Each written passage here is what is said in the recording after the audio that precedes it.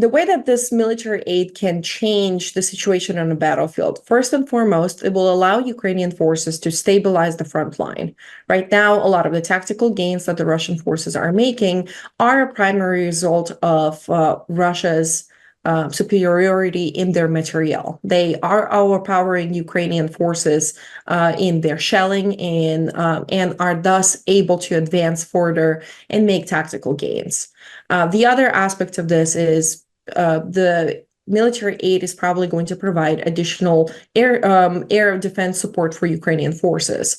So the first component of this is Ukraine needs to defend its energy infrastructure, which has been significantly targeted by Russian forces in recent months, as well as Ukraine needs air defense capabilities to defend against Russian glide bombs. Right now, all of that is under question, given that Ukrainian forces are still awaiting this military aid. But this is going to significantly allow Ukrainian forces to stabilize the front, like I've mentioned, but also, plan for future operations and potentially enable them to counterattack, at least on a tactical level, in some frontline areas. Provision of long-range ATACMS will be successful depending on the quantity, of course, right? If Ukrainian forces get a limited amount of ATACMS, they're of course going to save it for a valuable target instead of creating consistent conditions in which Russian forces are unable to operate their logistics in the occupied territories. So it's going to depend on the quantity, but long-range capabilities in general are going to help Ukrainian forces to strike further into Russian bases, namely in Crimea, which is an area where Russians have been hoarding a lot of their materiel and personnel for over 10 years at this point.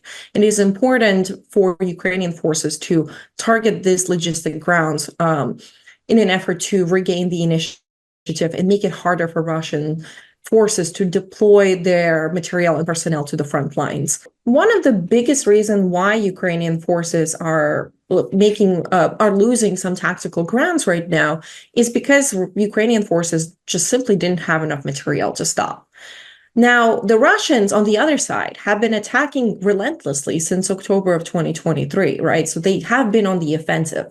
So the prospect of starting another offensive operation it might be challenging for Russian forces that have been committed to this battle, a relentless battle at that.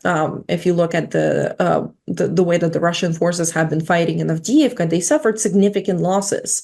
This is not a resource-free activity for the Russian forces.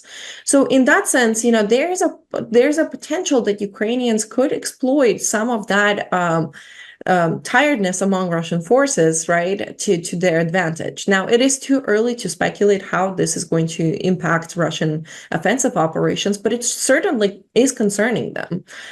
Yesterday, I saw a report by a prominent voyenkor who essentially mentioned that he's concerned about the military aid and what it's going to do for Russian offensive operations. So, of course, I think it's going to enable Ukrainians to, at the very least, develop some sort of, a stronger defensive position to repel Russian attacks. And then the second, I think it will enable Ukrainian forces to counterattack, to stop Russian forces from doing these tactical advances that we're seeing right now on the battlefield. $50 billion of the entire aid package, which also includes Israel and Indo-Pacific region, is going to go to the U.S. industrial base, which means that, it's going to enable defense industrial base companies to ramp up their production. The U.S. has a unique capability in that sense to merge that bridge, because we're seeing that the European partners, Ukrainian European partners, are trying to increase their defense industrial base production as well. But in the current stage, they don't have that capability, the factories or the material to produce those weapons. The U.S., on the other hand, has a ready industrial base. It just needs to be essentially launched. And that is also to say that we do have significant stocks of equipment that is not available in is not available in Europe.